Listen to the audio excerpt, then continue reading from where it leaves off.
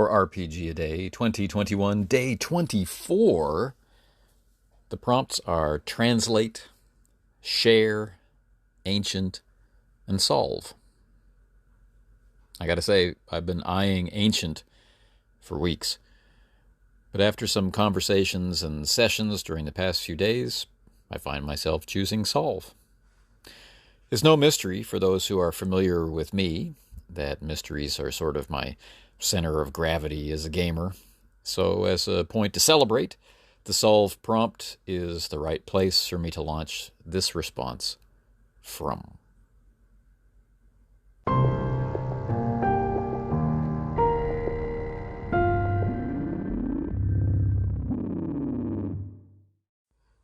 Looking back through the mists of time. Recorded via tricorder through the portal of the city on the edge of forever. I find a nexus of three aspects surrounding a long-running campaign that cemented my understanding that I had found something that I wanted to focus on as a GM. This experience would lead to greater revelations as I transitioned from the games we were playing to running Call of Cthulhu. But looking back, it was this that set me on that path. The first aspect was recognizing that a lengthy Palladium fantasy campaign had taken a turn toward the dark. Also, that no consequences for that growing villainy had yet returned to the nest to roost in the flesh of the perpetrators. This actually wasn't a problem per se, but it got me thinking about how the group, which had been traveling mostly in frontier and wilderness areas, and was now headed into some heavily populated parts of western Timor, it made me wonder how they might be perceived by the locals they were bound to meet. You see, due to the ongoing influence of a priestess of darkness that had ingratiated herself into the group, more than one infernal pact had been secretly struck by the warriors under her influence. Over the course of the campaign, the group had come to see themselves as heroic and as serving a greater good, but over the course of the campaign, their perspective on what was good had been eroding bit by bit. That was the first or foundational aspect of play, which I suddenly saw as this line of reflection took shape. I, mostly unconsciously, had been supplying and reinforcing situations which raised questions about the nature of good. But for the most part, that aspect of our play had been too subtle for most of the players. We had a group of 9 people. I found myself in need of a decision.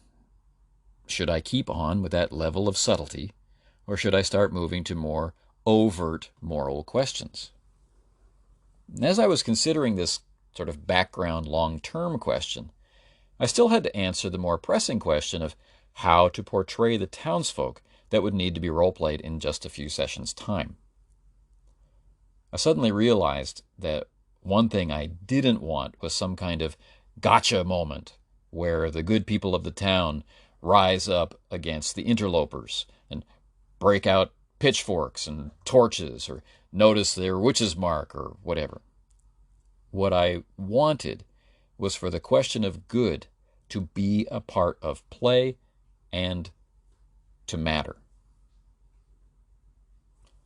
The third aspect was that I had Call of Cthulhu sitting on my desk, and in a sense it was whispering to me about investigations and mysteries and clues and such things. It was making me question if I could devise and run a mystery. If I could devise and run a mystery that was A, interesting to solve, B, challenging to solve, and C, relevant to the characters and the campaign. The prevailing wisdom in my circle of gamer friends at the time was that mysteries were very hard to run, even if you bought one and ran it that had been written by professionals. And to support their claim, they gave numerous examples of railroading and other emergency measures as, benchmarks for just how hard mysteries were. It was kind of discouraging. With those three aspects influencing my thoughts, everything suddenly came together. First, a good way to cause introspection is to find a way to show a person's behavior to themselves. I needed to find a way to show the character's behavior to the character, and by extension to the player. Second, the town had as much to hide from the group as the group had to hide from the town. What was missing was a link that would make both sides get involved with and care about the opinions and possible actions of the other. And then it occurred to me, a mystery could be that link. With that idea in mind, I set about to frame a situation of a murder, which could have a large number of suspects initially, but that investigation could quickly narrow that number. That suspect pool would at first exclude the group, but they would be in close proximity to the victim and the victim's family. And this, I hoped, would give them reason to be interested, or, if I were very lucky, to choose to involve themselves. The final piece of the preparation puzzle was to make the murderer someone just like themselves. The idea was that they could learn of the crime and be as dismayed as everyone else, but as they learned more, they could begin to understand the motivations of the killer and perhaps even empathize with them. They could see the crime as horrible, but also come to see themselves doing the exact same thing if they had been in the killer's situation. Play was great. The players were interested in the mystery, and they were curious enough to investigate on their own. They were useful in the investigation and were formally asked to participate, and the more they learned, the more concerned they got. There were a lot of in-character and out-of-character secrets in the campaign, and players began to wonder if maybe one of them really had committed the murder. When they realized that the killer was probably a witch, this narrowed the field of suspects considerably and made those in the party who had agreed to infernal pacts of their own both more suspicious and more worried. These feelings compelled them to investigate harder. Of course, the killer was not idle during these days of investigation and discovery. As the player group investigated the crime, the murderer was investigating the characters. When they learned that one of the elves in their group bore an infernal mark, a plan presented itself to the killer.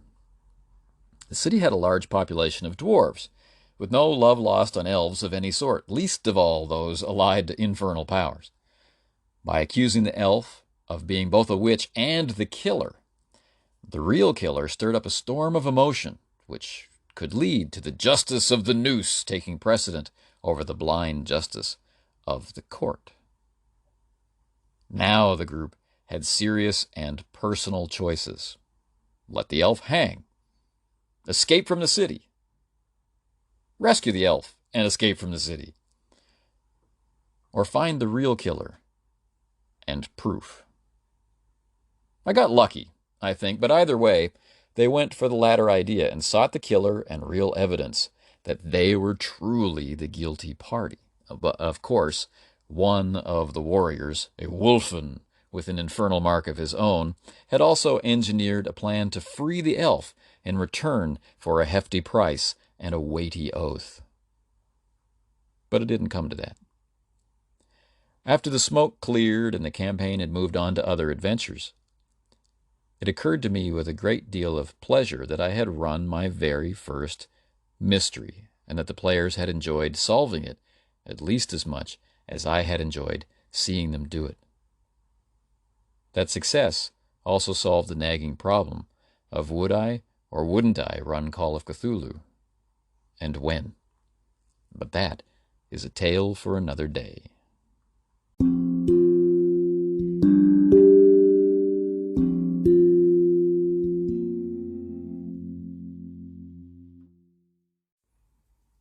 Tomorrow is Wednesday, and so our prompt begins with a W, and it's the word welcome.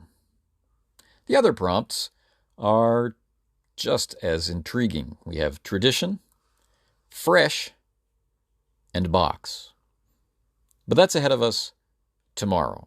For today, go out, use the hashtag, search out what other people are saying about today's prompts, find them.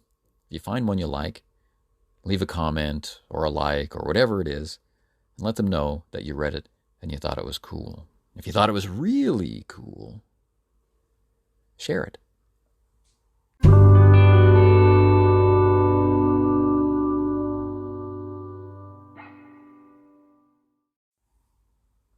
You've been listening to the Casting Shadows podcast, which, as we've mentioned at least once before during this marathon, is an extension of the Casting Shadows blog and the Casting Shadows YouTube channel, which appears under the name of Runeslinger.